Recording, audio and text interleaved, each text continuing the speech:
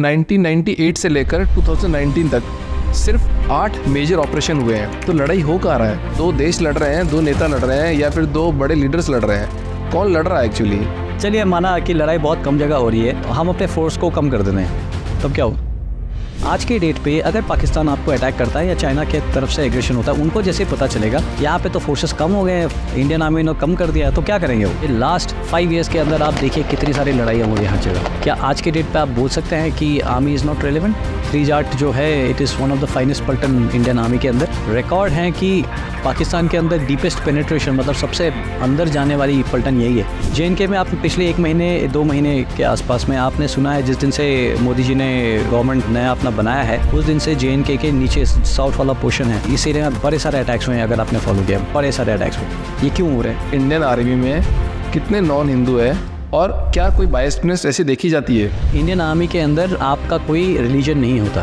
आपकी रिलीजन वो होती है जो आपके ट्रूप्स का रिलीजन है। क्या माइंडसेट होता है कि मतलब जब आप फौज में मतलब जाओ उसमें होते हो माइंडसेट में कि बस मार देना सामने वाले को, अभी छोड़ना नहीं है? ये मैं बार बार बताता हूँ, ये जो दुनिया है ना, ये जो वर्ल्ड है बहुत ही क्रूअल है। रिस्पेक्ट उसी को करती है जो पावरफुल होता है। आप अगर पावरफुल नहीं है तो आपको कोई रिस्पेक्ट कहीं से नहीं मिलने वाला है।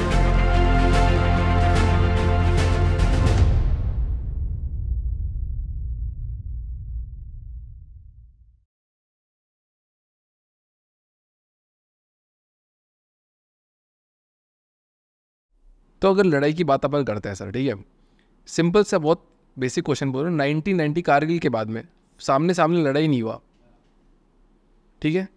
अब एक बात करते हैं, NSG के अंदर उसकी वेबसाइट में भी लिखा हुआ है कि 1998 से लेकर 2019 तक सिर्फ 8 मेजर ऑपरेशन हुए हैं।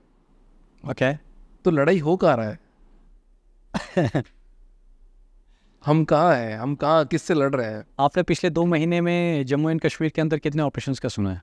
हमको जो बताया जाता है, जो मीडिया जो ऊपर से आएगा, जो मीडिया में आएगा, जो वेबसाइट पे होगा, वो हमारे तक बात पहुंचेगी। बट आप ग्राउंड पे हो, आपने देखा है, तो मैं जानना चाहता हूँ, ऑडियंस जानना चाहती है कि इतनी ही लड़ाई हो रही है, जो मेजर ऑपरेशन बताए जा रहे हैं, बट हम लड़ किससे रहे हैं? क्या हम सिर्फ जम्मू कश्मीर में ही लड़ रहे हैं? आप शायद सवाल आपका ऐसा तो नहीं है कि फ़ौज के एग्जिस्टेंस के बारे में कि इतनी फ़ौज हमने रखी क्यों है अगर लड़ाई कम हो रही है? Absolutely right. ऐसा कुछ? Okay, very very interesting. चलिए माना कि लड़ाई बहुत कम जगह हो रही है, तो हम अपने फोर्स को कम कर देते हैं, तब क्या हो? JNK में आप पिछले 1 महीने 2 महीने के आसपास में आपने सुना है, जिस दिन से मोदी जी ने गवर्नमेंट नया अपना बनाया है, उस दिन से JNK के नीचे साउथ वाला पोर्शन है, पीर पंजाल के नीचे वाला, जम्मू पुंछ वाले एरिया में, रियासी, इस एरिया में बड़े सारे अटैक्स हुए हैं। अगर आपने फॉलो किया, बड़े सारे अटैक्स हुए। ये क्यों हो रहे हैं? ये इसीलिए हो रहे हैं क्योंकि यहाँ पे जो डिवीज़न थी, यहाँ पे जो फोर्सेस थी, वो फोर्सेस को गलवान ऑपरेशन के बाद में लगा था, उस समय तक हमने ये JNK पूरा कंट्रोल कर लिया था। यहाँ पे सबसे लीस्ट अफेक्टेड एरिया होता था। ऐसे पड़ी थी यहाँ पे फोर्सेस, जैसे आप कह रहे हैं ना, ये तो ऑपरेशन करने रहे, तो ऐसे किसने बताया ये तो ऑपरेशन करने रहे, हटाओ यहाँ से इसको। तो उनको हटा करके वहाँ पे चाइना बॉर्डर में लेके गया, यहाँ पे एक गैप पड़ गया। ओके। और इसी गैप को एक्सप्लॉइट करके आज के डेट पे यहाँ पे ऑपरेशंस हो रहे हैं। और पिछले 2 महीने के अंदर हमने बहुत अपने बेहतरीन जवान उसमें खोए हैं। आज के डेट पे अगर पाकिस्तान आपको अटैक करता है या चाइना के तरफ से एग्रेशन होता है, उनको जैसे पता चलेगा कि श्रीमान यहाँ पे तो फोर्सेस कम हो गए हैं, इंडियन आर्मी ने कम कर दिया है, तो क्या करेंगे वो? तो क्या तुरंत अटैक करने के लिए रेडी है? कितने दिन के अंदर आपको लगता है कि अटैक कर सकते हैं? आप समझ रहे हैं? एक दिन में शायद नहीं हो पाएगा, आपको 1 हफ्ता 1 महीने की ज़रूरत कम से कम आपको पड़ेगी। बट उस दौरान क्या आप अपनी फोर्सेस रेज कर पाएंगे? वहाँ पे आप तैनात कर पाएंगे? क्या वो वहाँ पहुँच पाएगा? 1962 से पहले जब हमने बहुत बुरी तरह से हार का सामना किया था हमने चाइनीज़ के साथ में, उससे पहले हमारा एक माइंडसेट आ गया था। सिर्फ हमारा नहीं, पूरे दुनिया भर में ये माइंडसेट था, जिसमें हमारे देश के अंदर बहुत ज़्यादा था कि अब वो जंग का टाइम ख़त्म हो गया है, अब वो जंग नहीं होने वाली है, अभी अमन और शांति के दिन है। चाइना, हिंदी चाइना भाई भाई, हिंदी चीनी भाई भाई, ऐसे वाली चीज़ें चल रही थी। और लड़ाई हो गया। आज के डेट पे आप पिछले जितने भी साल से आप लीजिए, लास्ट 5 ईयर्स के अंदर आप देखिए कितनी सारी लड़ाइयाँ हो रही हैं हर जगह। क्या आज के डेट पे आप बोल सकते हैं कि आर्मी इज़ नॉट रेलिवेंट?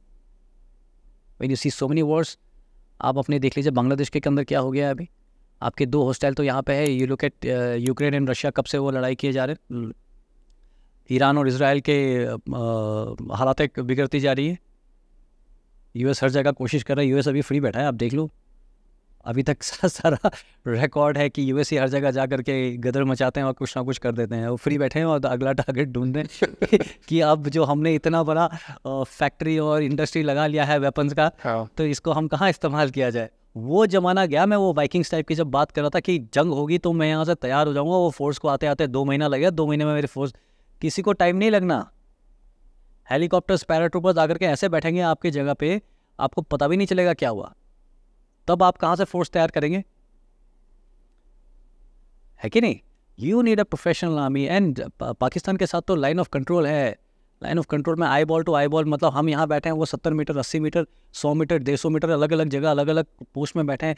आपका एक पोस्ट हटा दीजिए, वहाँ से इन्फिल्ट्रेशन शुरू हो जाएगा। वो तो ताक में रहता है कि कहाँ से गैप मिल गया मेरे को, उसके बावजूद वो वहाँ पे फोर्सेस इन्फिल्ट्रेट कर रहे हैं, जहाँ से आकर के आपके ये सारे जो मिलिटेंट्स हैं वो इन्फिल्ट्रेट हो रहे हैं।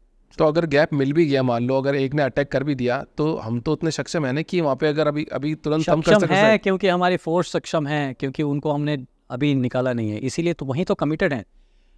आर्मी जब जंग नहीं होती ट्रेन कर रही होती है, और आर्मी का होना ही एक डेटरेंस है। क्या है? एक डेटरेंस है कि इसकी आर्मी बहुत सक्षम है, यहाँ पे पंगे मत लो। बट आपने अगर वो आर्मी को कम कर दिया, आप समझ रहे, पहला गेम, पहला लड़ाई जो है वो साइकोलॉजी का है। अगर आपकी आर्मी सक्षम नहीं है, आपकी आर्मी प्रोफेशनल नहीं है, तो आपको कोई भी आकर के डोरमैट की तरह इस्तेमाल करेगा। तो क्या सब लोग ये ताक में बैठे हैं क्या? 2 देश लड़ रहे हैं, दो नेता लड़ रहे हैं, या फिर 2 बड़े लीडर्स लड़ रहे हैं? कौन लड़ रहा है एक्चुअली? मतलब आज अगर एज ए सिविलियन हम सोचें, 140 करोड़ लोग हैं, ये सोचें कि हमको खतरा किससे है, हमको कौन वो करना चाहता है। ये जो दुनिया है ना, ये जो वर्ल्ड है, बहुत ही क्रूएल है। रिस्पेक्ट उसी को करती है जो पावरफुल होता है। आप अगर पावरफुल नहीं है तो आपको कोई रिस्पेक्ट कहीं से नहीं मिलने वाला है। आज आप पावरफुल हैं तो आपको छोटे मोटे देश आपको रिस्पेक्ट करते हैं। आप अगर कल पावरफुल नहीं रहेंगे तो कोई भी आपको आकर के निचोड़ के खा जाएगा। शक मत रखिए। इवन छोटे छोटे कंट्रीज़ में किसी के साथ नेम नहीं करना चाहता हूँ, छोटे छोटे कंट्रीज़ भी आपको आंख दिखाने के लिए तैयार हो जाते हैं बॉर्डर डिस्प्यूट्स के साथ में। आप अगर कहीं भी गूगल करेंगे आपको मिल जाएगा। आप समझ रहे हैं, आप एक बड़ी कंट्री हैं, आप स्ट्रांग हैं, इसीलिए आपसे हर कोई पंगे नहीं ले रहे हैं। द मोमेंट यू फील कि आपको वो पावर रखने की ज़रूरत नहीं है, तो इट इज़ ऑल गॉन। तो इसीलिए world is a very very very nature cruel चीज़ है। आपने कभी शिकार होते हुए देखा है? टीवी में देखा होगा, शेर किसी का, वो सोचता है कि यहाँ से खून निकल रहा है, इसकी आँख नहीं खाऊँ मैं, इसके, वो तो झपट पड़ता है ना। तो वैसे ही है, आपको स्ट्रॉन्ग बन करके रहना पड़ेगा, और स्ट्रॉन्ग बनने के लिए army is very important part of it. आप मुझे ऑपरेशन के बारे में बताइए ना, किस तरह से ऑपरेशन होते हैं। अगर मान लो अगर आपने ऑपरेशन की तैयारी करी, और वो एक मूवी आई थी जहाँ पे एक पुलिस वाला चंदन माथुर को गोली मारने वाला होता है, वहाँ पे उसको फ़ोन आता है कि यार चंदन माथुर को मारना नहीं है क्योंकि सरकार पलट गई है। आप भी ऑपरेशन पे वहाँ पे खड़े हो और आपको भी एक फ़ोन आता है कि स्टॉप। ऐसा कभी हुआ आपके साथ? बिल्कुल ऐसा ही कुछ हुआ है। But I won't say it is political angle to it. कोई पॉलिटिक्स नहीं रहा है इसमें, कुछ और एंगल रहे हैं जिसके वजह से। आप बताओ ना, आपके साथ हुआ तो होगा, पक्का हुआ होगा। ऐसे हुआ था। एक कैंप थी जिसमें देयर वर 40 मिलिटेंट्स, एंड मैं जगह होगा कुछ आपको नहीं बताऊंगा। 40 मिलिटेंट्स, हमने ड्रोन्स कराए एंड वी सो प्रिसाइसली कहाँ पे हरकत हो रही है। एंड फिर we went for that operation. And वो ऑपरेशन में हमने इतने अच्छे से ऐसे पढ़ के अंदर था, और अच्छे से एकदम, मतलब उनके इतने पास में बैठ करके, हमारे बंदे 50-60 मीटर से बैठ करके एक एक चीज़ ऑब्जर्व कर रहे थे कि 3 आदमी खाना खा रहा है, 2 आदमी लेटरिन गया है, 1 आदमी उसके बाहर गाना गा रहा है, 4 आदमी बर्तन धो रहा है, 6 आदमी क्लास में बैठा है। इस टाइप का हमने इतनी तैयारी के बाद, एंड हमने जब ये ऑपरेशन करना था तो हमें बताया गया कि आप उनको छेड़ेंगे नहीं, वापस आ जाएंगे। क्योंकि शायद वहाँ पे क्या हुआ था, कुछ सिविलियंस आए थे, और वो सिविलियंस जैसे चावल दाल राशन वाशन देने के लिए आते हैं, तो वो वहाँ पे आए थे, और हमारी हायरार्की को शायद ऐसा कुछ लगा कि वो सिविलियंस हर्ट ना हो जाए, तो आप उसको डिस्टर्ब मत कीजिए। अच्छा, ये 40 मिनट में ये बताना भी ज़रूरी है कि ऐसा नहीं था कि सारे वेपन्स के साथ थे, तो थोड़ा कन्फ्यूजन था, थोड़ा वो था कि ऐसा ना हो कि स्पेशल फोर्सेस वाले वहाँ पे पहुँच गए हैं और सारे के सारे कुछ मतलब सिविलियंस या अनार्म्ड लोगों को भी। तो हमारी गवर्नमेंट मतलब या हमारे फोर्सेस इतना भी ख्याल रखती है कि भैया जो अनार्म्ड है या सिविलियंस है उनको हानि नहीं पहुँचना चाहिए। मिलिट्रीज आज नहीं मरा कल मर जाएगा, उसकी लाइफ है ही कितनी, है कि नहीं? आज नहीं मरा कहीं और कल मर जाएगा, तो मार देते हैं। तो जाने दो उनको, आज कल मर जाएगा ना खुद आकर के। तो वो ये मुझे ऐसा ऑपरेशन था जिसमें मुझे बहुत अफसोस हुआ था, क्योंकि इसके लिए हमने बहुत तैयारी की थी और वी वर वेरी क्लोज, हम बहुत क्लोज थे सक्सेस के। बट जो भी है, तो आपके साथ एक घटित हो ही गया, मतलब जो फिल्मों में दिखाया जाता है वो सही दिखाया जाता है। बहुत सारी चीज़ें सही दिखाई जाती है, बहुत सारी चीज़ें थोड़ी एग्जैगरेटेड होती हैं। बट ये जैसे कि आपने जो देखा है, I'm sure वो आर्मी का नहीं होगा या पुलिस का होगा। है। आर्मी के अंदर political interference nothing, there is no political, we don't talk politics, हम पॉलिटिक्स की बात नहीं करते हैं, हम रिलीजन की बात नहीं करते, और हम सिर्फ ऑपरेशंस करते हैं और मज़े करते हैं। अब अगर रिलीजन की बात नहीं करते तो मुझे ये बता दीजिए कि इंडियन आर्मी में कितने नॉन हिंदू है, और क्या कोई बायस्डनेस ऐसी देखी जाती है? अगर कोई बिल्कुल नॉन बायस्ड ऑर्गेनाइजेशन है वो इंडियन आर्मी है। इंडियन आर्मी के अंदर आपका कोई रिलीजन नहीं होता, एज ऑफिसर्स एटलीस्ट। आपकी रिलीजन वो होती है जो आपके ट्रुप्स का रिलीजन है। मैं जब डिप्यूटी कमांडर था ब्रिगेड में, तो मैं जो वहाँ के जो ब्रिगेड कैंप है उसका मैं कमांडर होता था।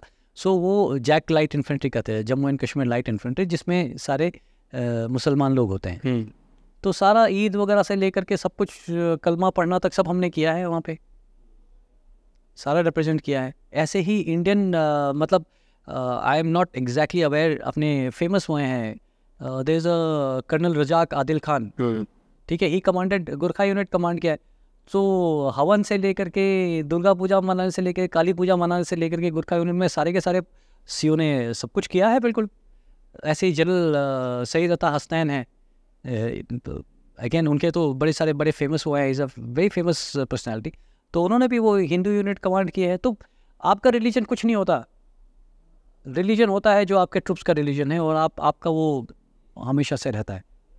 तो there is lot of space that is given, and बहुत ही अच्छे बुनियादों के ऊपर है, जो अगर बाहर कोई फॉलो करता है तो ये छोटे मोटे दंगे फसाद, ये सब फालतू चीज़ें, बहुत कुछ कंट्रोल हो सकते हैं। जैसे हमारे स्पेशल फोर्सेस यूनिट में तो हमारा एक बार हमारे मंदिर के सारे मूर्तियों को पिघला करके, हमारे एक वो है brigadier Rajiv Rawat, when he came to command, जब उन्होंने कमांड संभाली तो सब उन्होंने पिघला करके बलिदान बना दिया उसे, कि हमारा खुदा बलिदान है और आज से हम इसी की पूजा करेंगे, हमारे रिलीजन सिर्फ बलिदान है।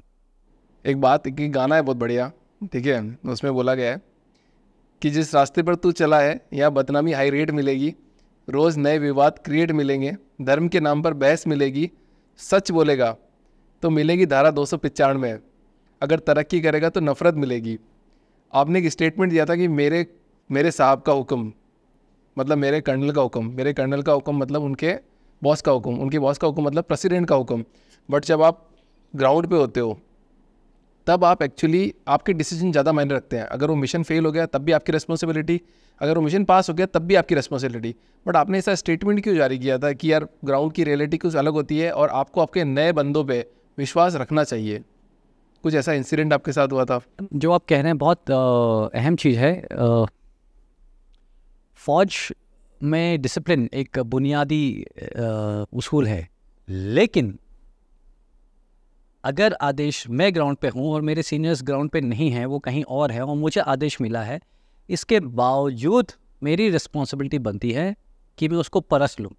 अगर मुझे लगता है कि ये आदेश गलत है तो मुझे उसको फॉलो करके हारना गलत हो जाएगा, तब भी मेरी रिस्पॉन्सिबिलिटी होगी कि अगर आपको लग रहा था आदेश गलत है तो आपने उसको क्यों फॉलो किया? किसी को आपने बताया कि आदेश गलत है? आप समझ रहे हैं? तो अगर आपको लगता है ये आदेश गलत है, it is our responsibility to respond and tell कि श्रीमान ये आदेश गलत है और इससे ये हो जाएगा, और ग्राउंड में मैं हूँ। आई होप मैं आपको समझा पा रहा हूँ। इसके बहुत अच्छे एक जो हमें सिखाया जाता था, प्रिंस फ्रेडरिक चार्ल्स होते थे प्रुशिया में, तो उनका एक बड़ा फेमस एग्जाम्पल है जिसमें वो किसी को डांट रहे होते हैं। एक आर्मी ऑफिसर उनके पुशंस, मतलब उनका बिल्कुल फौजी वो होते थे, जैसे हमारे होते हैं ना कुछ generation, 4th generation, 5th generation, 6th generation, वो सारे मतलब बड़े कट्टर फौजी होते थे। तो वो किसी को डांट रहे होते हैं। उनका एक ऑफिसर कहीं जंग हार जाते हैं, तो वो कहता है कि वो ऑफिसर कहता है कि सर मैं तो सिर्फ आदेश का फॉलो कर रहा था। तो उसको बताते हैं, श्रीमान, the king gave you commission so that you know when not to obey orders. मतलब राजा ने आपको कमीशन इसीलिए दिया था ये समझ करके कि आपको पता रहेगा कि आदेश कब फॉलो करना है, कब आदेश का उल्लंघन करना है। राइट। अगर सिर्फ SOP या स्टैंडिंग ऑर्डर प्रोसीजर्स या लेट्स से सिर्फ आदेश का ही ओबे करना था, वो तो कोई भी कर लेगा यार। फिर किसी को कमीशन ऑफिसर को वहाँ रखने की क्या ज़रूरत है? तो कभी ऐसा हुआ है क्या, जैसे मान लो कि आपको आदेश मिला एंड आप जंग भी जीत गए वहाँ पे, बट वो आदेश गलत था? मैं पर्सनल एग्जांपल नहीं, एक बहुत फेमस एग्जांपल मैं आपको उसका दे सकता हूँ। लॉर्ड नेल्सन, ब्रिटिश नेवी के, उनका वो भी बड़े फेमस वो है। उनका एक हाथ नहीं था, उनकी एक आँख नहीं थी।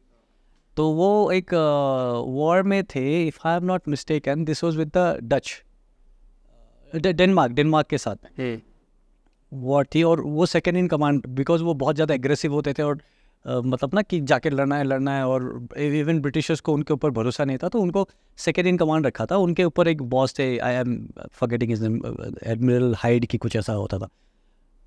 सो एंड वो समय का कुछ प्रॉब्लम चल रहा था, क्योंकि दे हैड टू अटैक जब समय सही नहीं था, but they went on an offensive, और डेनमार्क की आर्मी को उन्होंने ऑफेंसिव वो कर रहे थे और बुरी तरह से हार रहे थे। तो उनके जो बॉस थे उन्होंने उनको फ्लैग दिखाया रिट्रीट का, कि भैया वापस आ जाओ। और लॉर्ड नेल्सन का काफ़ी फेमस हुआ है। लॉर्ड नेल्सन अपने जिस आँख में उनका ब्लाइंड थे, तो उसमें से पट्टी डाल के कहते हैं कि यार मैं तो अंधा हूँ ना, मुझे ऐसे ही कुछ नहीं दिखता, continue to attack. And they continue to attack and just about an hour, 1 या 2 घंटे के अंदर they break through and they get success.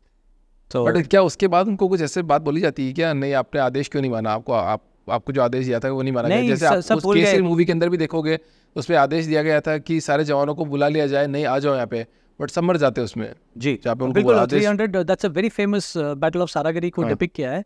बहुत ही फेमस वो है, एपिक स्टोरी है वो हमारे जांबाज सिपाहियों के ऊपर। हाँ, तब क्या होता है, मतलब उस टाइम पे क्या, मतलब अगर आपने आदेश नहीं माना बट आप उस समय जंग जीत गए, तब आपके पास वापस कुछ बात बोली जाती है कि यार आपको आदेश आपने क्यों नहीं माने, आपको ये ऑर्डर फॉलो करना था? देखिए, बोलने वाले तो कुछ भी बोलेंगे, आपने ये नहीं सोचना है कि ये बोलेंगे वो बोलेंगे। सबसे बड़ी जो लोग डिसीजन नहीं ले पाते हैं, इसलिए नहीं ले पाते हैं कि यार ये बोलेगा, ये वो बोलेगा, मेरे अगेंस्ट कोर्ट ऑफ इंक्वायरी होगी। अरे यार, ये समय ये सब कन्फ्यूजन का नहीं है। कन्फ्यूजन का ये समय आपके कन्विक्शन का है कि मेरे लिए क्या सही है, मेरे देश के लिए क्या सही है। उस समय आप हैं। अगर आपको कुछ गलत लगता है कि सर ये गलत है, आप बताइए कि सर ये गलत है, 2-3 बार बताइए। अगर नहीं मानते हैं, ओबे करने को बोलते, तो आप ओबे कीजिए। और फिर भी अगर आपको लगता है कि ये बिल्कुल ही गलत है, तो आप अपना रेजिग्नेशन डाल दीजिए, जैसे you can remove me from command, कि आप मुझे, या आप मुझे यहाँ से हटा दीजिए, मैं ये गलत आदेश नहीं ले पाऊंगा, क्योंकि मुझे लगता है मैं इनके लिए जवाबदार हूँ। क्या ऐसा रियल एग्जांपल कोई देखा गया है कि आप अभी ये ऐसा कुछ मेरे साथ हुआ था, बट उसके डिटेल्स में बहुत ज़्यादा शेयर नहीं कर पाऊँगा, क्योंकि मेरे पास भी थोड़ा सा हुआ था जब मुझे लग रहा था कि कुछ सही नहीं है, और उसमें मैंने भी गलती की थी। मुझे लग रहा था कि ये सही नहीं है और मुझे कुछ आदेश फॉलो करने के लिए दिया जा रहा था। मैं कोशिश की बट नहीं हुआ, तो मैंने कहा सर आप मुझे कमांड से हटा सकते हैं, बट मैं ये आदेश नहीं लूँगा। बट मेरे सीनियर जो थे बहुत सेंसिबल और बहुत अच्छे थे। फिर ये भी इंटरेस्टिंग है, फिर उन्हें बोला कि आजा दारू पीते हैं, और हम बैठ करके हमने दारू पिया और सारे सॉर्ट आउट हो गए। तो इसीलिए सबसे ज़्यादा दारू क्यों पी जाती है? मिलिट्री में बोला जाता है कि सबसे ज़्यादा दारू वही पी जाती है। नहीं, ऐसा नहीं है। आई ट्रस्ट मी, मैं अभी बाहर आया हूँ, मैं देखता हूँ कि सिविलियंस कैसे दारू पीते हैं। हाँ। तो army is a very organised और बहुत अच्छा वो है। और दारू पीने का मतलब वो नहीं है कि एक साथ बैठ करके सोशल हो रहे हैं, आप खुल करके किसी के साथ अपना वो रख रहे हैं, मतलब अपने पक्ष को रख रहे हैं, वो भी समझते हैं, वो भी थोड़ा रिलैक्स हैं। ड्रिंक का एक बहुत अच्छा वो है कि आपके इनहिबिशंस को रोक देता है, आपको फ्रैंक बना देता है, जिसमें आप ओपनली किसी से इंटरेक्ट कर सके। ज़्यादा आपके पास ये नहीं कि ये क्या सोचेगा, वो क्या सोचेगा, तो ओपनली बैठ करके डिस्कस करते हैं और अपने आइडियाज़ को शेयर करते हैं और एसिमुलेट भी करते हैं और समझते भी हैं। तो I think that way it is good. अब मैं ये नहीं कह रहा हूँ कि बिल्कुल ड्रिंक कर लीजिए, आप ड्रिंक कीजिए नहीं कीजिए, आजकल ऐसा बिल्कुल नहीं है। और फौज के अंदर भी बहुत सारे officers will be surprise, they don't smoke, they don't drink. जी हाँ, बिल्कुल। तो लड़ाई के टाइम पे ड्रिंक करना ज़्यादा ज़रूरी होता है? कोई ज़रूरी नहीं है। लड़ाई के टाइम पे आप इन मोस्ट केसेस आपको ड्रिंक करना अलाउड भी नहीं होता है, स्पेशली इंडियन आर्मी के अंदर। और यूएस आर्मी वगैरह के अंदर तो जब वियतनाम में थे उनको केस भर करके क्रेट भर के बियर भी भेजा जाता था कि आप पियो। हमें भी लगता था जब हम यंगस्टर्स थे कि यार वो तो बियर पी के लड़ाई करते हैं और तो क्या मज़ा आ रहा है क्या आपको लड़ाई करने में? नहीं, लड़ाई सीरियस बिजनेस है। लड़ाई is a profession, serious business है। अगर आपने डिसीजंस लेना है और आप अगर वो डिसीजंस नशे के इन्फ्लुएंस में लेते हैं तो आप सही डिसीजन कभी नहीं ले पाएंगे। आपके एक डिसीजन से आपके जवानों के आपके साथ के सबके जान जा सकती है। मजाक कभी चला हुआ है। बट यूएस आर्मी, अगर आप ये बोल रहे हो कि हम एक प्रोफेशनल आर्मी है और आप दूसरी तरफ स्टेटमेंट दे रहे हो कि यूएस में ऐसा उनका कल्चर अलग है, उनका कल्चर हमारा कल्चर। हमारे यहाँ तो स्टेट्स के अंदर लिकर वो नहीं है। आपको अपने आप को समझना है ना। वो यूएस वाला वो बच्चा टीनेज से बियर पी करके शुरू करता है तो उसका कल्चर ही अलग है, उसका परसेप्शन हर चीज़ का अलग है। आप सडनली बोलें कि मैं आज से यूएस आर्मी बन जाऊँगा, आज से तो हम एकदम बियर पियेंगे, तो आप नहीं बन पाएंगे। समय आएगा। हाँ, ठीक है। और ये बोलना भी ज़रूरी नहीं है कि वो अच्छे हैं हम अच्छे हैं, सब अपने जैसे हैं। लड़ाई उससे नहीं जीती जाती कौन अच्छा है, सिर्फ उससे लड़ाई नहीं जाती। लड़ाई तब जीती जाती है कौन बेहतर लड़ता है। आप किस ऑपरेशन में मेजरली काम किया सर? मैं जब कमीशन हुआ था तो मैं 3 बटालियन थी मेरी, वहाँ पे मैं कमीशन हुआ था। उरी सेक्टर के अंदर हम डिप्लॉयड थे, लाइन ऑफ कंट्रोल के अंदर, जिसमें हमारे पोस्ट सामने जो मैं आपको बता रहा था। तो मैं इनिशियली वहाँ पे डिप्लॉयड था, बट ज़्यादा टाइम इनके साथ नहीं रहा। एंड वहाँ से मुझे लगा कि स्पेशल फोर्सेस जाना चाहिए कि और कुछ और थोड़ा जोश वाला काम करते हैं। तो I opted for special forces और मेरी यूनिट 21 पैरा स्पेशल फोर्सेस है। तो लकीली आप किस ऑपरेशन में थे? तो मणिपुर के अंदर हमारे बहुत अच्छे ऑपरेशंस रहे हैं। मणिपुर अगर आप देखें 2004 से लेकर के माहौल काफ़ी अलग होता था 2004 से। जी, पूरा जो एरिया था उसका huge area out of Manipur was under rebel control. वहाँ पे वो लिबरेटेड जोन मानते थे, जहाँ पे मिलिटेंट्स रिक्रूटमेंट रैलीज चलाते थे, वो मेडिकल कैंप्स करते थे। आज आप समझ रहे हैं मेडिकल कैंप करना मतलब आपके डॉक्टर्स जा करके बच्चों को मेडिसिन बांट रहे हैं। वहाँ पे वो मिलिटेंट्स ऑर्गेनाइज करते थे, उनके बसेस चलती थी। इस तरह का हालत तो हो रखा था, वो बिजनेस फैक्ट्रीज हो रखे थे। तो वहाँ से जा करके हमने धीरे धीरे पूरा एरियाज़ को कंट्रोल करा करके वापस गवर्नमेंट कंट्रोल के अंदर लाए थे। पूरा प्लान कंप्लीट प्लान होता है हर चीज़? ऑल स्पेशल फोर्सेस ऑपरेशंस हमेशा बहुत प्लान होते हैं। स्पेशल फोर्सेस ऑपरेशंस ऐसे नहीं होता। मैं आपको एक अपने अंदर का अगर एग्जांपल देना चाहूँ, एक हमारे मणिपुर के अंदर लोकतक विजय, जिसके ऊपर डॉक्यूमेंट्री वगैरह भी बनी हुई है, वो ऑपरेशन था। तो वो था एक आइलैंड, एक लेक है मणिपुर में, लोकतक लेक करके। वो लेक फिर बहुत बड़ी लेक है, it's a natural lake. And उसमें बड़े सारे फ्लोटिंग आइलैंड्स होते हैं, फूंदी कहते हैं उनको। वो आइलैंड फ्लोट करता रहता, तो एग्जैक्ट एक लोकेशन में नहीं रहता, थोड़ा बहुत इधर उधर विंड और वाटर के फ्लो के हिसाब से वो करता है। सो वहाँ पे मिलिटेंट्स बिंदास रहते थे, क्योंकि उनको पता था कि यहाँ पे फौज नहीं आ सकती। ओके। वहाँ पे उन्होंने कुछ लोगों को किडनैप करके भी रखा हुआ था, जिसका हमें इन्फॉर्मेशन था। सो फॉर 45 डेज हमने उस एरिया को हमने ऑब्जर्व करते रहे और हम देखते रहे कि कैसे है। अब वहाँ पे फौज के जाने के लिए इसलिए प्रॉब्लम थी कि फौज के पास ऐसे बड़े वाले बोट्स होते थे, और वो फूंदी के बीच में, जो दो आइलैंड्स के बीच में छोटी छोटी पगडंडी हो, समझते हैं आप? पगडंडी। तो पगडंडी जैसे होती थी, तो पगडंडी के अंदर आपको बड़ी बोट से आप नहीं जा सकते। तो फौज को लगता था, मिलिटेंट्स को लगता था कि फौज तो यहाँ आ नहीं सकती। हम वो छोटे से जो बोट्स होते हैं मणिपुर के, उसको ही कहा जाता है, उसके अंदर हमने चलाना सीखा उसको। पहले दिन जब सारे खड़े हुए तो सारे खड़े नहीं हो सकते, आप उसमें ऐसे पलटी हो जाता है। हाँ। बट कुछ दिनों में हमने उसको प्रैक्टिस कर करके दिन रात सुबह से शाम तक हम पानी में घुसे रहते थे। लोग ये बिल्कुल बॉडी में वो पानी से होता है ना, वो सफ़ेद होकर के पूरा स्किन सिकुड़ जाना, ऐसा हो जाता था। बट नहीं, लगे रहते थे हम अंदर, सीखते। Then we improvise so many, इतने नई चीज़ें हमने इम्प्रोवाइज़ की कि हम सोचते नहीं, हम ज़मीन पे आपने कभी फायरिंग की है?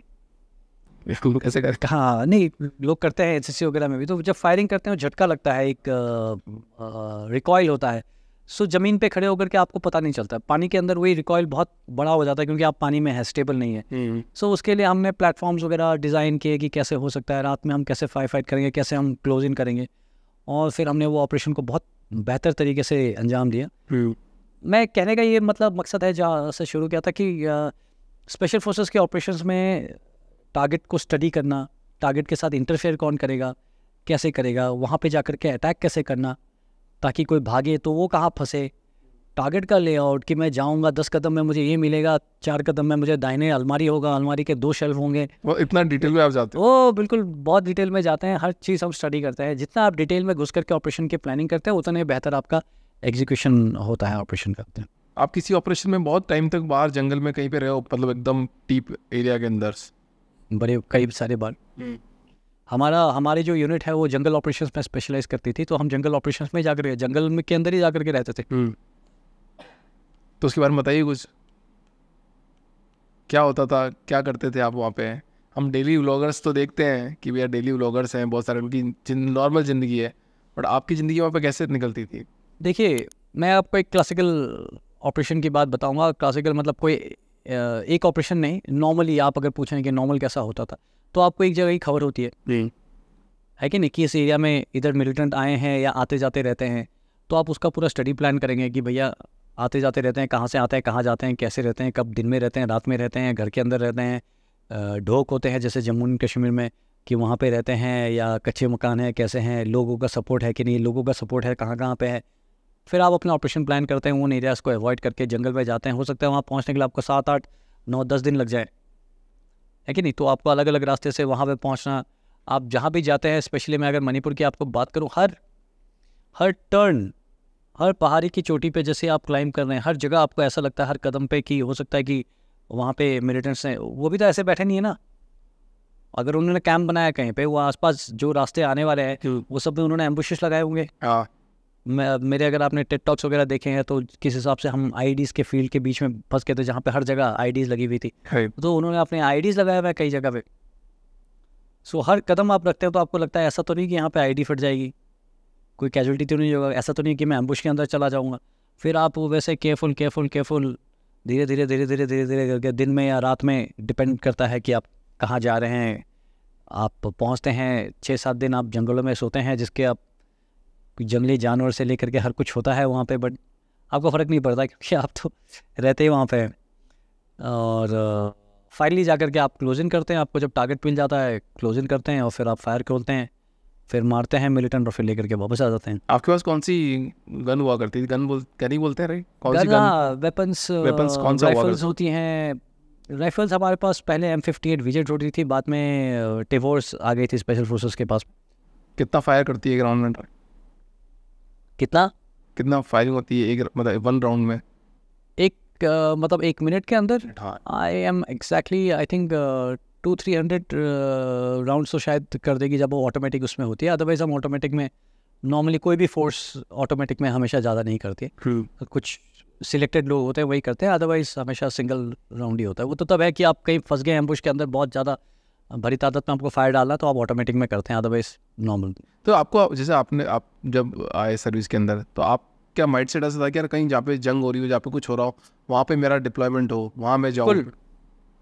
सबका माइंड सेट ऐसा होता है सब, क्योंकि प्रैक्टिकल तो नहीं करते ना अपन। जब आप ट्रेनिंग कर रहे हो, गोली लगना, एक असली गोली लगना, गोली मार के तो नहीं बताएगा कि गोली लगेगी तो इतना दर्द होगा। ऐसा ट्रेनिंग में तो नहीं होता होगा, आई गेस। तो नहीं होता है, गोली लग जाती है, पता चलता है कि साला गोली लग गई। इनफैक्ट मेरे कमीशन होने के 6 महीने के अंदर मुझे गोली लग चुकी है। 6 मंथ के अंदर? 6 months of service after I got commission मेरे को कहाँ पे लगी सर? घुटने में। हाँ, लकी, ठीक है, गॉड हैज़ बीन काइंड। मैंने बड़े सारी गलतियाँ की हैं, उसके बहुत ज़्यादा डिटेल में मैं नहीं जाना चाहता हूँ, बट वो कहाँ पे, किस जगह पे, किस ऑपरेशन में?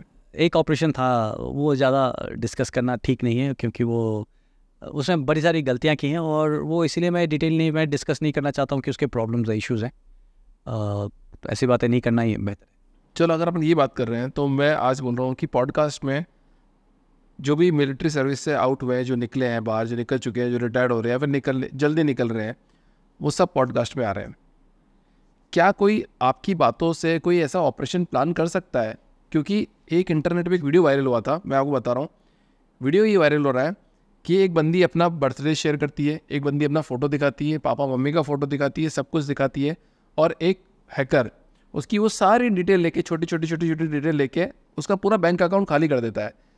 तो इतनी छोटी छोटी बातों को पकड़ के कोई एक छोटा सा हाईजैकर, छोटा सी क्रिमिनल उसका बैंक अकाउंट अगर हैक कर सकता है, तो आप लोग जब इतने पॉडकास्ट में जा रहे हो, बात कर रहे हो, इतनी बातें कर रहे हो, और आप नहीं, बहुत सारे लोग जा रहे हैं, बहुत सारी बातें कर रहे हैं, तो एक्चुअली क्या ऐसा पॉसिबल है कि कोई भी एक ऑपरेशन प्लान किया जा सके आपकी स्मॉल बातों को निकाल के?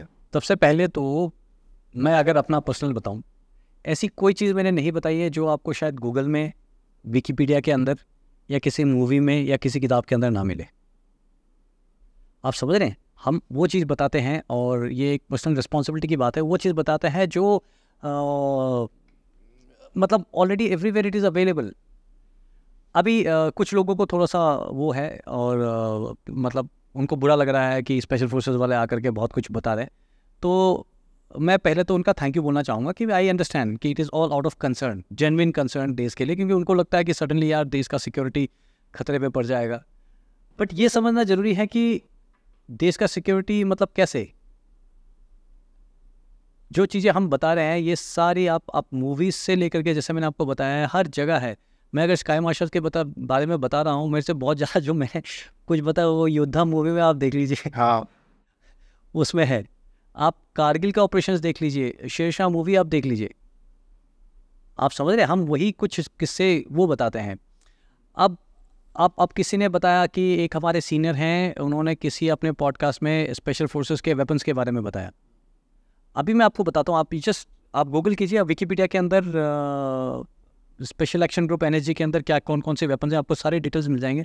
कौन कौन से वेरिएंट है किस वेपन का, वो भी आपको मिल जाएगा। राइट। अब लोगों को सडनली ये झटका क्यों पॉडकास्ट के थ्रू लग रहा है? क्योंकि अब जैसे आपके जो फॉलोअर्स हैं, आपके जो सब्सक्राइबर्स हैं, they have probably never read a book on special forces, have they? They have never read a book on sky marshalling, they have never read a book on any combat related war, but वो आपके subscribers हैं किसी और content के लिए, और वो content suddenly जब ये आता तो उनको लगता है ये बता सकते हैं क्या कि आर्मी कैसे ऑपरेशन कर दिया है। उनके लिए ये नया है, बट क्या वो मिलिटेंट्स के लिए नया है? मैं जब 52 स्पेशल एक्शन ग्रुप के लिए सिलेक्ट हुआ कमांड के लिए, मैं पहली बार, उससे पहले मेरे को कुछ भी नहीं पता था एविएशन इंडस्ट्री के सिक्योरिटी के बारे में। I was completely clueless. But जैसे मैं वहाँ पे गया, आई रेड 15 बुक्स, सारे वहाँ पे एविएशन इंडस्ट्री से लेकर के, एविएशन के इंजीनियरिंग से लेकर के, सारे पुराने हाईजैक से लेकर के, सारे किताबों में है वो। 1999 में जब IC-814 हाईजैक हुआ, सबसे पहले चीज़ वो तभी स्काई मार्शल ढूंढ रहे थे। उनका सबसे पहले जो हाईजैक करने के बाद में जो अब पूरे क्रू के साथ में, वो सबसे पहले ढूंढ रहे थे कि स्काई मार्शल कहाँ है, बताओ स्काई मार्शल कहाँ है, बताओ नहीं तो मैं गोली मार दूंगा।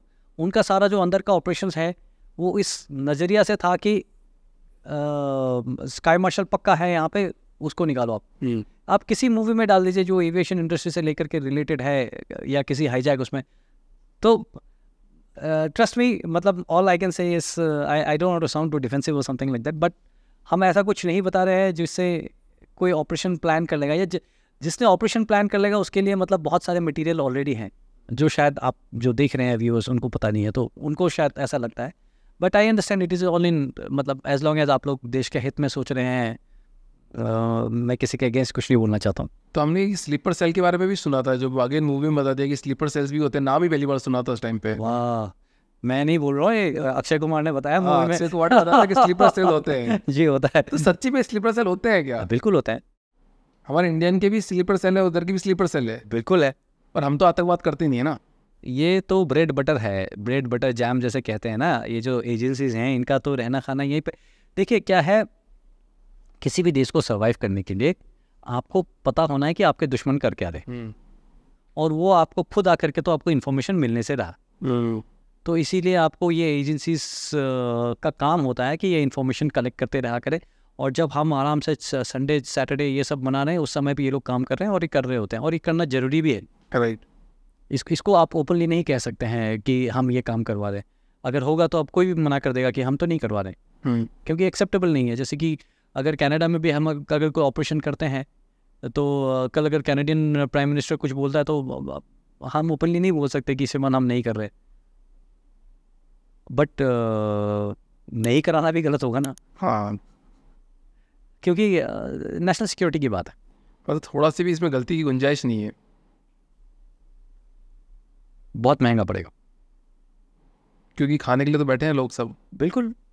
जैसे आपने बताया कि अब भी इस समय क्या कर रहे हैं, अभी भी प्लानिंग कर रहे हैं, और किस हद तक कौन सा ऑपरेशन आगे बढ़ चुका है वो भी आपको नहीं पता है। मतलब हर वक्त हर देश पे ये खतरा मंडरा रहा है कि यार उस देश को कब तबाह हो जाए। यस, आपके आसपास देख लीजिए, आप माहौल, आपके आसपास आप देख लीजिए माहौल कैसा है ना। कितने दिन पहले तक आपको अंदेशा था कि ढाका के अंदर ये हो सकता है? नहीं था ना, कुछ नहीं, बिल्कुल किसी को भी नहीं था। कोई भी एक मुद्दा छिड़ जाता है उससे इतना बड़ा, वो भी छोटा सा मुद्दा छेड़ के इतना बड़ा है कि आपका पूरा गवर्नमेंट टॉपल हो गया। तो मेरा सवाल यहाँ पे है सर कि जो बांग्लादेश में हो रहा है, जो अदर कंट्रीज में हो रहा है कि सेना ने टेक ओवर कर लिया है। ओके, तो बांग्लादेश में आई उनसे कि सेना ने टेक ओवर किया है। बांग्लादेश में सेना ने, मैंने जितना फॉलो किया है, सेना ने नहीं, सिविलियंस ने टेक ओवर किया है। आर्मी ने तो मदद करके शेख हसीना जी को निकाल दिया है कि आप फटाफट निकल जाइए इससे पहले कि काबू से बाहर हो जाए। आई डोंट नो उसमें कितनी मिली हुई है सेना या कितना वो, बट फिर भी मतलब एक तरफ से आप। तो इंडियन आर्मी डेमोक्रेसी में कितना बिलीव करती है? क्या स्ट्रॉन्ग कोर वैल्यूज है उनके पास? बिल्कुल इंडियन आर्मी, तभी तो आज तक आपने इंडियन आर्मी के साथ कू के बारे में नहीं सुना होगा। बट ये सिर्फ आर्मी का नहीं, ये हमारे कल्चर का, ये हमारे जो लीडर्स रहे हैं उनका भी पूरा श्रेय जाता है। आप देखिए इसके बड़े सारे अलग अलग पहलू हैं। एक तो बांग्लादेश में जो हो रहा है उसमें फॉरेन इंटरवेंशन की भी बहुत रोल है। नंबर 2, क्या होता है ना, मैं किसी के अगेंस्ट ज़्यादा कुछ नहीं बोलना चाहता हूँ, बट जब नेशनलिज्म या देशभक्ति या देश के लिए प्यार आपके लिए प्रायोरिटी नहीं है, उससे ज़्यादा प्रायोरिटी कुछ और चीज़ें हैं। It could be anything else, it could be your religion, it could be your cast, it could be anything else rather than देश। अगर आपके लिए प्रायोरिटी नहीं है तो वहाँ पे एंगल्स बदली हो जाते हैं। आप समझने में क्या कह रहा हूँ? मैं समझ रहा हूँ सर। या सेम चीज़ अगर पाकिस्तान भी आप अगर देखें, पाकिस्तान के अंदर इतने सारे कूज क्यों हुए हैं? अब राइट फ्रॉम आई थिंक इनका सबसे पहला कू तो 1954, 56 या 56, 58 ऐसे टाइम पे हो गया था। ठीक है, तब तो 10 साल भी नहीं हुए थे। वो इसीलिए हो गया था कि उससे जस्ट पहले जो सिविल एडमिनिस्ट्रेशन थी, जो इनका जो प्राइम मिनिस्टर थे, वो 3-4 प्राइम मिनिस्टर उससे पहले बदली हो चुके थे। राइट, आप समझ रहे? तो सिविल गवर्नेंस के ऊपर भरोसा नहीं था। आर्मी को लगा, आर्मी तो सबसे कॉम्पिटेंट है, आर्मी को लगा यार ये तो ऐसे ही चलते रहेंगे यार, आपके करप्ट हैं लोग, आप डेवलपमेंट नहीं कर पा रहे हैं, आप अपने बारे में पर्सनल एजेंडा के बारे में सोच रहे हैं, आपकी लीडरशिप नहीं है। तो फोर्सेस ने देखा कि भैया ये तो माहौल ऐसे बिगड़ता रहेगा, इसको किसी ने तो करना है, तो दे टुक ओवर। और जब एक बार टेक ओवर कर लेते हैं तो फिर एक कहावत है ना कि एब्सोल्यूट पावर करप्ट्स एब्सोल्यूटली। तो जब आपके पास इतना पावर है तो फिर आपको मज़ा आने लगता है, फिर आप उसी को कंटिन्यू करना शुरू करते हैं। एज आई सी ये ऐसे हुआ है कि वो पहले तो देशभक्ति के चक्कर में कि ये तो इनसे संभल नहीं रहा है यार, इनको काबू करो और इसको थोड़ा प्रगति के मैदान पे, उसमें राह पे ले जाओ। और जब किया तो मज़ा आ रहा है कि भैया, फिर आपको लगता है same I think even in Russia, फिर आपको लगता है कि भैया ये तो अच्छा चल रहा है तो इसी को कंटिन्यू करते हैं ना, आपके पास इतना सारा पावर है, and they you are continuing like that. Even in Bangladesh this is happen number of times. अब समझ रहे? तो ये इसीलिए होती है जब गवर्नमेंट फेल होता है, जब गवर्नमेंट के ऊपर भरोसा लोगों से हट जाता है, लीडरशिप फेल करती है। तो इंडिया के अंदर थैंकफुली हमारी लीडरशिप हैज़ बीन गुड, और क्योंकि लीडरशिप अच्छी रही है, आर्मी को ऐसे कभी कुछ करने की जरूरत नहीं पड़ी। और इसके अलावा भी आर्मी, मतलब India is a different world together, it's a very matured country. The politics is बहुत मेच्योर्ड है उस तरीके से, the arm forces are very matured, so it's not easy and we keep our fingers crossed. तो अमरनाथ वाला जो बस यात्रा वाला जो अटैक हुआ था कुछ सालों पहले आज से, तो वहाँ तो ऐसे सवाल भी नहीं उठाया गया कि जो बस ड्राइवर लेके गया वो 8:30 बजे बाद वहाँ बस रोड पे क्यों जाता है, कितने सालों से चला रहा है, उससे कोई पूछताछ नहीं होती है। किसी एक आर्मी ऑफिसर ने उस बारे में बात भी छेड़ी कि यार इस बारे में बात नहीं होती। तो इसके बाद हमारे एक नेताजी सत्यपाल सिंह जी ने भी ये बात बोली कि यार ये हमारी गलतियों की वजह से ये वाला अटैक हुआ था। तो कोई इंसाइडर ज़्यादा इंसाइडर की वजह से होता है, करप्शन की वजह से होता है, या फिर वास्तव में वो लोग इतना डीप एनालिसिस करते हैं कि यहाँ पे अटैक करना ही करना है? देखिए, इंसाइडर अटैक जो आप कह रहे हैं, इंसाइडर थ्रेट, एक बहुत अहम चीज़ है। और कहीं भी अगर आपने कुछ ऑपरेशन प्लान करना है तो बहुत ही इम्पॉर्टेंट है, बट उसके लिए कुछ अलग तरह के ऑपरेशन चाहिए आपको। अगर किसी बर्ड्स के ऊपर अटैक करना है तो उसको इनसाइडर थ्रेट नहीं बोलेंगे, वो आपके अपने सोर्सेज को जो बता देगा कि हर दिन इस ट्रैक के ऊपर ये बच जाती है, यहाँ पे आर्मी के डिप्लॉयमेंट है नहीं, आप आकर के कभी भी मार दो तो कोई भी जा करके मार देंगे। आप समझ रहे हैं मेरे को? अगर लेट्स से इनसाइडर थ्रेट की बात वहाँ हो सकती है कि आपने कोई सेंसिटिव इंस्टॉलेशन है उसको आपने टारगेट करना है, तो आपको चाहिए इनसाइडर थ्रेट।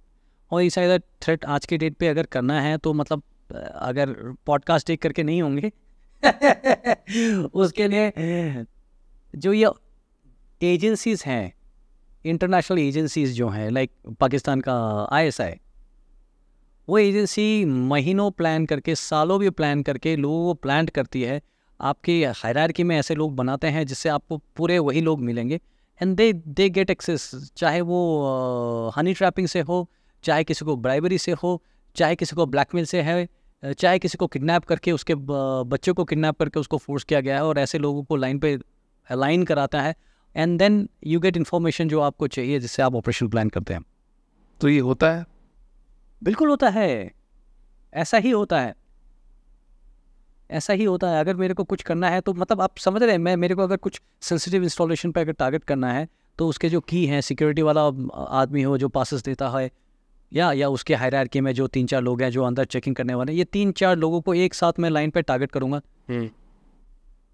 उनको कैसे टारगेट करूंगा? डायरेक्टली उस बंदे को शायद टारगेट नहीं करूंगा मैं आप किसी को एग्जांपल नहीं दे रहा हूँ, ये मैं इसीलिए बता रहा हूँ, आपको शायद पता नहीं है। आप there are so many books, there are books by way of deception by ये मोसाद के ऊपर है, आप उसको पढ़िए, you will get a idea कि कैसे होता है। आप लोगों को लगेगा कि ये तो आइडिया दे रहा है मिलिटेंट्स को। अरे श्रीमान, मैं आपको नहीं दे रहा हूँ आइडिया, जिसने करना है वो एजेंसी ऑलरेडी चला रहा है, ये वो सब कर रहा होगा ऑलरेडी, वो कर रहा है।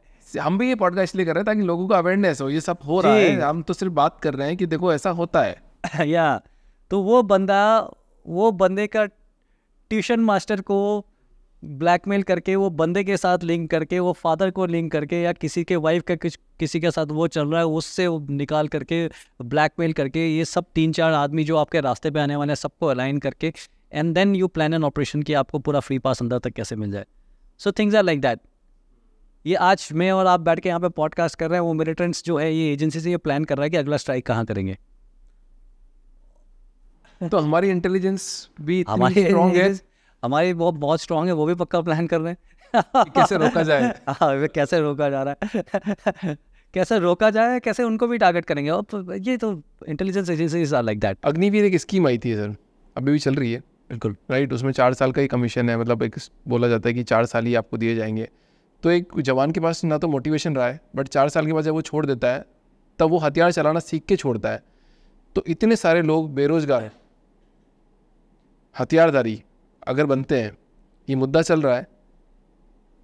क्रिमिनल माइंडसेट बनने में टाइम नहीं लगता है। अगर कोई, आपने बोला कि पावर अगर आपके पास है, मूवीज़ में भी बताते हैं अगर गन है तो बड़ा मज़ा आ रहा है ठोकने में। तो ये जो असमंजस चल रहा है, इज इट राइट? और आपके क्या थॉट प्रोसेस है इसमें? देखिए, अग्निवीर जो स्कीम है, पहले तो इसको मैं थोड़ा सा वो कर देता हूँ, सही गलत कुछ नहीं बोलूँगा मैं, ये एक एफर्ट था। हाँ, ठीक है, एफर्ट मतलब आप नया चीज़ ट्राई नहीं करेंगे तो कभी आप इम्प्रूव नहीं करेंगे, पहला चीज़ तो है कि नहीं। कुछ आप नया ट्राई करेंगे तभी आप इम्प्रूवमेंट की तरफ जाएंगे। कुछ चीज़ें वर्कआउट करेंगी, कुछ चीज़ें वर्कआउट नहीं करेगी। जब कुछ चीज़ें वर्कआउट कर जाती है तो बहुत अच्छा है, जब चीज़ें वर्कआउट नहीं करती हैं तो उसको चेंज किया जाता है, अमेंड किया जाता है। जितना मुझे पता है कि अग्निवीर ट्राई किया गया था, और ऑलरेडी इसके ऊपर रिव्यूज़ चल रहे हैं कि शायद ये अगले 1-1.5-2 साल के अंदर रिवाइज हो जाए, इसके जो पॉलिसीज़ हैं वो रिवाइज हो जाए। अग्निवीर क्या कहता है कि आप कोई भी भर्ती होता है उसको 4 साल का पहले प्रोबेशन पीरियड दिया जाएगा। हाँ, 4 साल के प्रोबेशन पीरियड के अंदर अगर आप अच्छे हुए तो 25% मतलब 4 में से 1 आदमी सिलेक्ट होगा। सो इसमें ये बोलना कि मोटिवेशन नहीं है वो गलत होगा, क्योंकि आप गए हैं, चलो आपका सिलेक्शन एक फेज़ में नहीं 2 फेज़ में हो गया। पहले फेज़ में आप अंदर चले गए तो लेट्स से उसके अंदर आप और मेहनत कीजिए और आप वो 1 में होने की कोशिश कीजिए।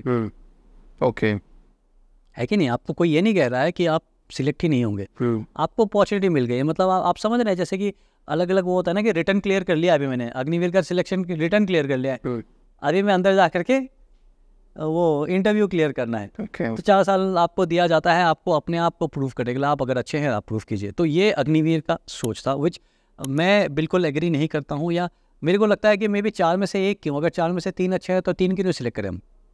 राइट। मेरा सोच वो है कि उनको थोड़ा सा वो देना चाहिए कि ज़रूरी नहीं है कि 4 में से 1 क्यों, आपको अगर 4 में से 3 अच्छे लगते हैं 3 आप सिलेक्ट कर दीजिए, बट ये प्रोबेशन पीरियड रखना कि ठीक है मतलब उससे क्या है वो 4 साल और अलर्ट रहेंगे ना, जैसे कि प्रोबेशन में बहुत मेहनत करते हैं या बहुत वो करते हैं, जिसमें एक्चुअली एक आदमी को पहचानने के लिए एक इंटरव्यू या वो दौड़ पास करके आ गया है उसको आप कर लें, शायद हो सकता है कि मुश्किल हो। और ये भी मेरा मानना है कि 4 साल भी बहुत बड़ा समय है। 4 साल, वो 4 साल के अंदर जवानों का मैं समझ सकता हूँ, वो जो जवान जाएगा बेचारा वो 4 साल के अंदर उसको शादी भी हो जाती है उनकी। हाँ राइट। और जब तक अग्निवीर है उसकी शादी नहीं होती बेचारे की क्योंकि पता नहीं ना आगे होगा। पता नहीं, वो लड़की वालों को भी नहीं पता कि यार तो अग्निवीर क्या है, ये इसको नौकरी रहेगी नहीं रहेगी वो भी नहीं पता। हाँ मेरे को ये सवाल भी है कि मतलब बहुत सारे लोग मतलब आपको जाना है इंडियन आर्मी में जाना है तो आपसे पैसा खा लेंगे, आपसे एग्जैक्टली पैसा खा लेंगे, उनको गाइडेंस भी ठीक से मिल नहीं पाती है। और आजकल जो अग्निवीर की सिलेक्शन है, मतलब that selection is tough, difficult है। मतलब कुछ सवाल तो ऐसे हैं कि मैंने जब पहली बार क्वेश्चन पेपर देखा मुझे शौक आया, वो फ्लैंक कांस्टेंट से लेकर के ये तो हम कब के भूल चुके थे। वो बेचारे हाउ कैन यू एक्सपेक्ट, वो बेचारा जवान बनने के लिए इतनी तैयारी करनी पड़ती है। बट जितना ही कंपटीशन है, जितने ही ज़्यादा लोग जाना चाहते हैं तो ये रहेगा, और इसीलिए हमने अपनी एकेडमी स्टार्ट की है। And I am sure at least will be able to make कुछ लाइफ्स में हम चेंजेस कर पाएंगे। तो ये फ्रॉड से बचना हो तो क्या करना पड़ेगा? आपकी अवेयरनेस, आपको बस बेसिकली पता होना चाहिए कि कोई आपका पैसे लेकर के भर्ती करा ही नहीं सकता। आपको वो जो सिस्टम है ना, मतलब ट्रस्ट द सिस्टम, आपको सिस्टम पे भरोसा होना चाहिए कि ये फ्रॉड वाला है ही नहीं। स्पेशली इंडियन डिफेंस फोर्सेस के अंदर आपने वो एग्ज़ाम पास करना पड़ेगा तरतीबवार, कोई आपसे पैसे लेकर के नहीं करा सकता। आप तरतीबवार एग्ज़ाम दीजिए, अगर आप सिलेक्ट हो गए तो आप चलते ही रहिए। वो क्या करते हैं, 10 लोगों से पैसे ले लेते हैं, 10 में से 2 का अपने आप सिलेक्ट हो जाता है, वो 2 का पैसा रख लेते हैं, बाकी का रिटर्न भी कर देंगे, बट वो 2 के पैसे तो उसको फालतू में मिल गए ना। It is entire scam and it is by mid level people जिनको साला कुछ ऐसे ही नहीं पता। बट वो बेचारे गांव से आते हैं, उल्लू बनने को तैयार होते हैं, पहला बंदा जो मिलता है उसको पैसे देते हैं, करा दे तू भर्ती, और that's how they get treated. So Indian फौज में ये देखा जाता है कि सबसे ज़्यादा जो कैंडिडेट आते हैं वो सबसे ज़्यादा गरीब लोग ही आते हैं। अमीरों के बच्चे आना ही नहीं चाहते हैं, ना डालना चाहते हैं ना आना चाहते हैं। हमारे बड़े बड़े लीडर्स के बच्चे भी ना आना चाहते हैं ना डालना चाहते हैं। तो आप ही क्यों मरते हो? देखिए फ्रैंकली आपने आजकल इतना ज़्यादा एडवर्टाइजमेंट्स नहीं देखा होगा फौज के लिए। अभी कुछ साल से थोड़ा सा क्या हो गया है कि लग्जरीज लाइफ में इतने ज़्यादा आ गए हैं, लग्जरीज, और ये मोबाइल वाला कल्चर भी इतना ज़्यादा वो हो गया है, और पार्टीज वार्टीज से लेकर के। सो एक बच्चा अगर वो बचपन से सॉफ्टी जन्म हुआ है, सॉफ्टी रहा है, मुझे दूध चाहिए और घी चाहिए, मक्खन चाहिए, दायना बायां सब अगर उसको मिलता रहता है तो वो फिर मतलब वो हमारे लायक भी नहीं है। आप वो जंगल में वो एक ग्राउंड शीट लगा करके सो रहे हैं, सांप निकल रहा है यहाँ से, बिच्छू काट रहा है या लीच पड़ रही है आपके पूरा नीचे घुटने से लेकर के नीचे वो हो गया, वो आकर के अपने आप को कोसता रहेगा। बट ऐसी बात नहीं है कि हमारे बीच में वो नहीं है, लोगों ने अच्छे अब मैं रिच बैकग्राउंड नहीं बोलूँगा, बट ऐसे बंदे हैं जो IIT दिल्ली वगैरह में सिलेक्ट होने के बाद में IIT दिल्ली छोड़ करके आया है स्पेशल फोर्सेस में ज्वाइन करने के लिए। मेरे तरफ से तो that guy is as much as a billionaire, क्योंकि बट जोश आप देखिए तो ये गलत है। और जो नहीं आना चाहते हैं तो उनको तो हम ऐसे ही पकड़ के नहीं रखना चाहते हैं यार। हर कोई तो आकर के, कितने लोग तो लाइन में खड़े हैं, उनको ऐसे ही मौका नहीं मिलता सिलेक्शन के लिए, तो हर क्या सबकी बस की नहीं है। उसकी बस की है जो जिसने थोड़े से लाइफ में हार्डशिप्स सहे हैं, और जो उससे ज़्यादा इंपॉर्टेंट है हार्डशिप्स अगर आपने नहीं भी सहे, आप हार्डशिप्स सहने को तैयार हैं। प्रोफेशन में तो आपका ऐसा भूत बनने वाला है जो आप सोच भी नहीं सकते, है कि नहीं? या 3 महीना आपको सोने नहीं मिलेगा, आप पिट्ठू उठा करके घूमते रहेंगे, एक रन से वापस आए हैं, आपको रस्सी के ऊपर चढ़ाएंगे, आप कभी कीचड़ के अंदर लेटे हुए हो, कभी आप रात को जाग करके आप गाड़ियाँ गिन रही हो, कहाँ से क्या हरकत हुआ है, आप सर्विलेंस ऑपरेशंस में कर रहे हो, आप छुप के अपने जंगल में रह रहे हो, ना सोने का ठिकाना ना रहने का ठिकाना। पर्सपेक्टिव ये है कि मतलब जिसको करना होगा वो करेगा, या पर्सपेक्टिव वो कि हर किसी का बस का नहीं है, हर कोई कर भी नहीं सकता, ठीक है। बट जो लोग में जोश है या जुनून है या कुछ करना चाहते हैं, जो आकर के ये लाइफ जीना चाहते हैं, तो वो अगर राजा का बच्चा भी है तब भी आ रहे हैं। चलो thank you so much sir, हो आपको मज़ा आया हो। थैंक यू अभिषेक मुझे तो आया पर आपको ज़्यादा आना चाहिए था। नहीं, thank you Abhishek ji, it was really wonderful interacting with you. और आपके साथ आई थिंक बड़े सारे नए टाइप के या अलग टाइप की बातें की हैं शायद, जो कॉमनली नहीं होती हैं। एंड मुझे सबसे अच्छा लगा कि आपसे इंटरेक्ट करके और आप का ये जो पूरा एंटायर बिजनेस सेटअप के बारे में जान करके, it's a new experience for me and very good learning and seriously I enjoyed. Thank you so much for having me on the show, you and the entire team of The Powerful Humans. Thank you so much, sir.